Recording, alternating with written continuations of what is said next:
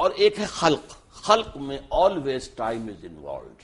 آسمان و زمین 6 دن میں پیدا کیے, بچہ ماں کے پیٹ میں 9 مہینے میں. یہ تو اولڈ ٹیسٹمنٹ آپ مجھے سنا رہے ہیں. نہیں, قرآن بتا. اولڈ ٹیسٹمنٹ شروع اس طرح ہوتا ہے. میں تو قرآن And on the day one Lord said let there be water and there was water. On the day two Lord said let there be light and there was light. میں نے تورات پڑھی بھی نہیں ہے زیادہ, لیکن یہ کہ میں سمجھتا ہوں کہ بہت سی چیزوں میں اتفاق. ویسے ہمیں پڑھنی چاہیے تورات. تورات بھی اللہ کی کتاب ہے, ہماری کتاب ہے. ہم why do we have to be absolved from it? نہیں, ہم یہ نہیں کہتے, لیکن یہ زیادہ جس کو میں کہہ رہا ہوں میرا موضوع نہیں ہم اور ایسی, لیکن میں نے جو کچھ پڑھا ہے تو مجھے اس کے اندر کوئی تضاد نظر ہم اور ایسی پڑھ ایک ہی بات کی تضاد نظر آیا.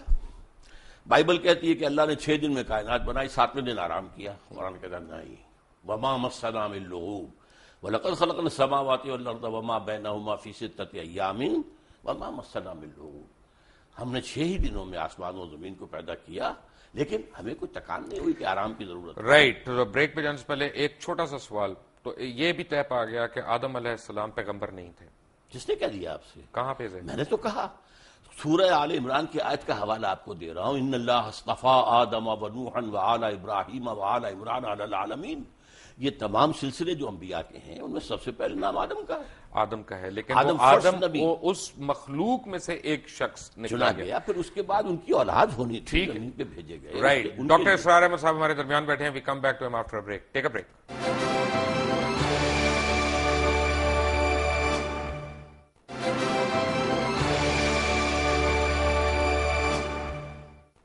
Welcome back from the break. Break پہ جانے سے پہلے آپ باتیں سن رہے تھے ڈاکٹر اسرار احمد کی. ڈاکٹر صاحب, میں جو بریک میں آپ سے بات کر رہا تھا سورہ غاشیہ کی ایک آیت کی, میں آتا ہوں اپنے اصل موضوع کی طرف, بٹ کل میں اس پہ غور کر رہا تھا. آپ مجھے تصحیح کرتے جائیں اگر میری وہ آیت زبانی مجھے صحیح یاد نہ ہو. افلا ینظرون الی الابل کیف خلقت وإلی السماء کیف رفعت. میں یہیں تک خلقت تک, کیونکہ یہ بڑی ایک میرے لیے معنی خیز آیت تھی, کیونکہ پڑھے تو ہم نے کئی دفعہ ہے, لیکن کل جب میں اس کا ترجمہ بھی دیکھ رہا تھا تو میں نے کہا اللہ تعالیٰ نے اس میں جیسے کہا کہ جی ہم نے کیا تم نے دیکھا نہیں, ہم نے اونٹ کو پیدا کیا, کیسا بنایا.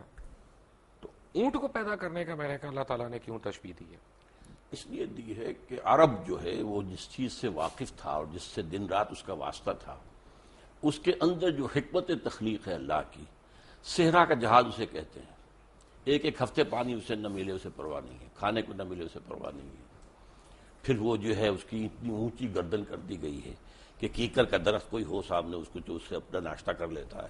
تو یہ ساری چیزیں در حقیقت یہ ہیں کہ اللہ تعالیٰ کی تخلیق کے اندر حکمت جو مثبت ہے کہ جس علاقے کے لیے اس کو رہنا ہے اس کے لیے وہ کس قدر مناسب ہے اور وہاں کے لوگوں کے لیے کس قدر مفید ہے. ماشاءاللہ. لیکن میرا اپنا اس وقت جو ایک انڈرسٹینڈنگ مجھے ہوئی, یعنی الحمدللہ ہم بھی مسلمان ہیں, ہم کمزور مسلمان سے ہی, لیکن ہمیں بھی حق ہے اپنی انٹرپریٹیشن کرنے کا. مجھے ذرا سا ایک ڈفرینٹ چیز سمجھ آئی.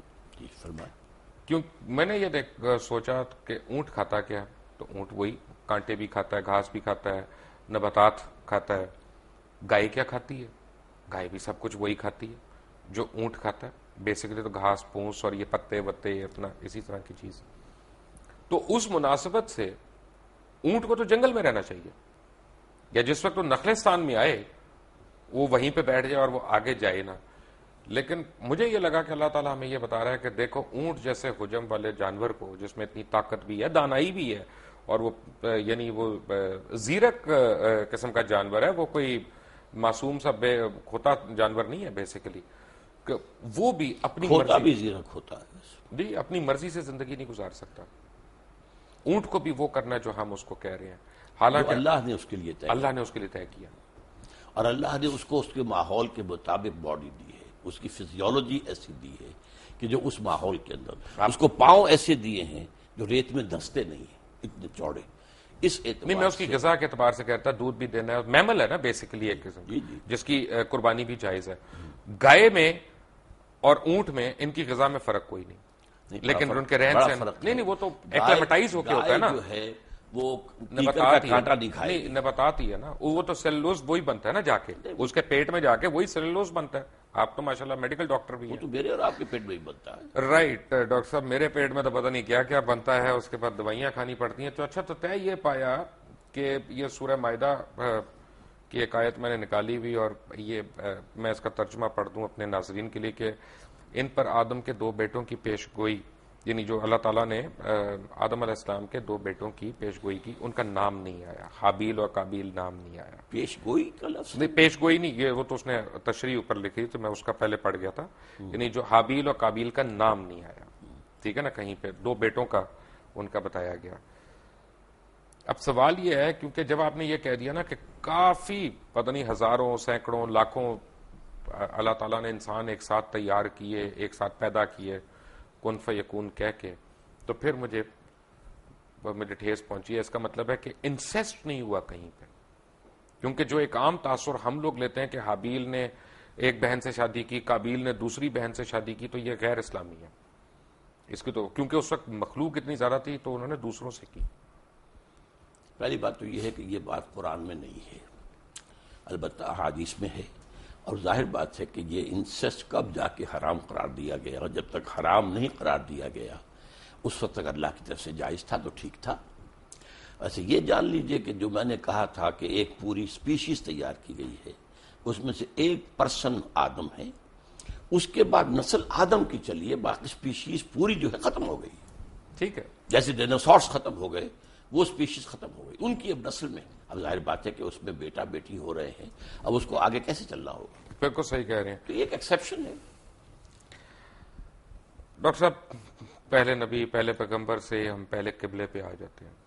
قبلۃ الاول بیت القدس کیسے ہے؟ نہیں، یہ مغالطہ ہے لوگوں کو، اس کو کہہ دیا جاتا ہے صرف اس لیے کہ حضور نے مدینہ تشریف آوری کے بعد 16 مہینے بیت المقدس کی طرف رخ کر کے نماز پڑھی ہے، اس کے بعد تحویل کا حکم آیا. لیکن قبلہ اول ہمیشہ سے کعبہ ہی تھا. تو ہم کیوں اس کو کہتے ہیں؟ وہ تو ایک درمیانی طور کے لیے اللہ تعالیٰ کا حکم تھا. نہیں، تو اس کا مطلب پوری امت مسلمہ بے وقوفی کی بات کر رہی ہے. نہیں، بالکل نہیں کر رہی. سب مانتے ہیں کہ قبلہ اول سب سے ان اول بیت وضع للناس الذی ببکہ تھا، پہلا گھر اللہ کی عبادت کے لیے جو بنایا گیا مکہ میں بنایا گیا. سمجھے آپ، وہ یہ خانہ کعبہ ہے.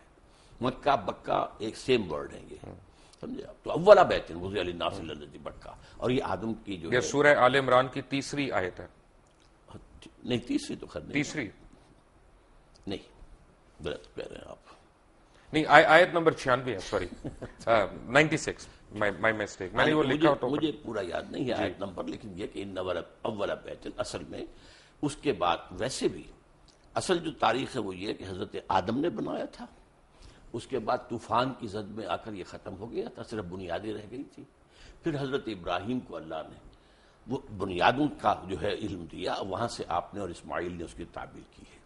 تو یہ وہ ہے کہ اس کے بعد سے وہ گھر. اچھا، جو پڑھنے میں آیا وہ یہ ہے کہ صفائی کی ہے، اس کی کلیننگ کی ہے، تعمیر اس کی یعنی چھت کی ہے، دیواریں تو قائم تھیں. یرفع ابراہیم القواعد من البیت، جبکہ اٹھا رہے تھے ابراہیم اور اسماعیل اس گھر کی دیواریں، اس میں صرف بنیاد رہ گئی تھی اور اس کا اور کوئی نشان نہیں تھا. تو اس کا مطلب ہے کہ اگر ہم بیت القدس کو قبلہ اول کہتے ہیں تو ہم غلط کہتے ہیں. بیت المقدس جو ہے تو یہ ہمارے علماء کیوں نہیں بتاتے لوگوں کو؟ کیوں ہم جہالت کی طرف ڈالتے ہیں؟ یہ میرے خیال میں تو بتاتے بھی ہیں. کہاں بتایا؟ بتاتے ہیں. اصل میں ایک بات کہنے میں آ جاتی ہے، ورنہ اب تو 16 مہینے حضور نے اس کی طرف رخ کر کے نماز پڑھی، پھر جو ہے تبدیل ہوا ہے. اس حوالے سے کہہ سکتے ہیں اس پہ بھی مکی دور، مدنی دور میں قبلہ اول جو ہے وہ بیت المقدس تھا، جس کی وجہ سے مسجد قبلتین سعودی عربیہ میں ہے. ٹھیک ہے نا. اب یہاں پہ بھی ایک تھوڑا سا میں سمجھنا چاہ رہا ہوں بیسیکلی قبلے کا لفظی مطلب کیا؟ رخ. قبلے کا مطلب رخ ہے. تو اگر میں نے آپ کی طرف رخ کیا ہوا ہے تو آپ میرا قبلہ ہو گیا. کہتے ہیں ہم قبلہ کعبہ، اپنے بزرگوں کو کہہ دیتے قبلہ کعبہ. اچھا، میری انڈرسٹینڈنگ ذرا سی ڈفرینٹ ہے. میری انڈرسٹینڈنگ میں ایمان کا رخ جو ہے وہ قبلہ. نہیں تو خیر آپ فزیکل رخ نہیں، جو چاہے آپ کر لیں، میں روکتا یعنی